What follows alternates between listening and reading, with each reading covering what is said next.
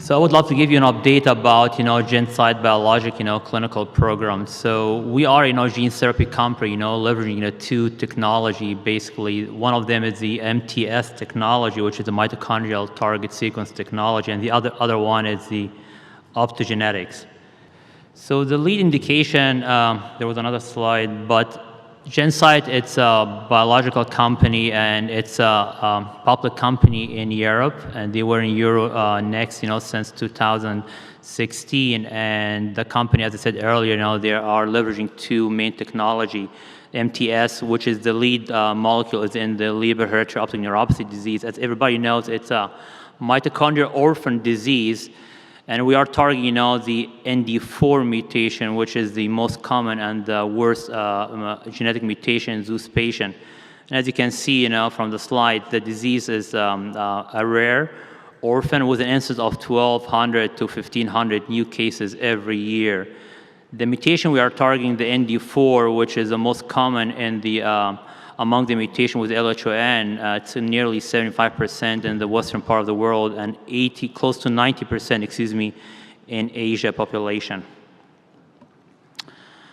The technology we are using, to target mitochondrial genetic mutation, we call it, the MTS, using the ectopic expression of the wild type of the ND4. It came out, from the Vision Institute, in Paris, and we licensed the technology, and the GS10, which is the AAV2 viral vector carrying the functional ND4 mutation. It's very interesting technology, actually. And as you know, it's impossible to inject, the gene in the mitochondrial cells. But with this technology, so thanks to the MTS technology, we're able to translocate the functional ND4 mRNA to the surface of the mitochondrial, which can be transferred, translocate simultaneously to the inner membrane, to the inner matrix, which could reinitiate the respiratory complex chain. So it's very, very interesting, definitely, platform. Let me walk you through the clinical data so far. So we initiated, phase 1/2 study, was done in a single center in Paris, in France. There was a typical dose escalation study. We used, 4 doses you can see on the slide, from 9E9 till, 1.8 E11 vector genome. The one we used carrying forward was the 9E10 dose. This was our maximum tolerated dose. We were targeting, 15 patients. We enrolled our 15 patients in the study. Of note over here, the patient we included in that study was patient with chronic LHON, meaning patients, have, disease duration varied between 8 months up to 22 years of disease duration, which is a key factor in this kind of patient. It was a single intravitreal injection at the baseline, and the data I'm going to report today will be the 1.5-year data from those 15 patients.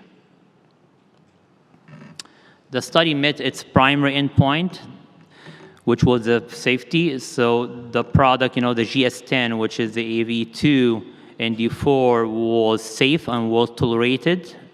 The immunogenic profile was very typical of what we saw with other with other gene therapy platform. We saw, no serious adverse event. We didn't see any systemic exposure as we expected. The 2 ocular adverse event of interest was the ocular inflammation and the intraocular pressure elevation. Ocular inflammation, all of them were mild in severity. None of them required any long-term treatment, except 2 cases of topical eye drops, steroid use for a couple of weeks, and the patient, completely recovered. We didn't have any long-term ocular functional structure sequelae.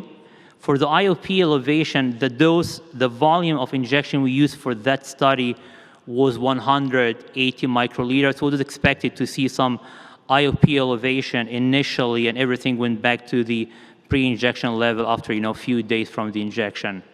The current dose we are using in the phase 3 trials is 90 microliter of volume, so it's different. The top-line efficacy data of the 78 weeks, you can see over here, we dissect the patient according to the disease duration and also the baseline characteristics of vision. You can see, by looking at the graph, patients who have, less of 2 years duration with a better acuity at baseline show clinically significant and statistically significant improvement in their visual acuity, up to 6 lines of improvement on the ATRS chart versus the untreated eye, which show only 12 letter. This was in all patients. We saw the differential and the delta between the treated and untreated eye was less in all patients, which was very heterogeneous at the baseline. But when we make it more homogeneous in subgroup 1, which was patient with less disease duration, we saw definitely better, differential and treatment effect. When you look at responder analysis, we saw close to 60 to 80% of the patients have, 3 lines of visual gain. So the study definitely met its safety and efficacy endpoint. And this is what we are doing right now in our phase 3, which is the rescue and reverse. We just completed rescue, a few weeks back. So the study, both phase 3 trials are completely enrolled, 74 patients so far. And we are looking to see the data from the first year, end of Q1 2018 for reverse and end of Q2 for rescue. The study was conducted, here in US, and 4, sites in Europe. So thanks to our investigators.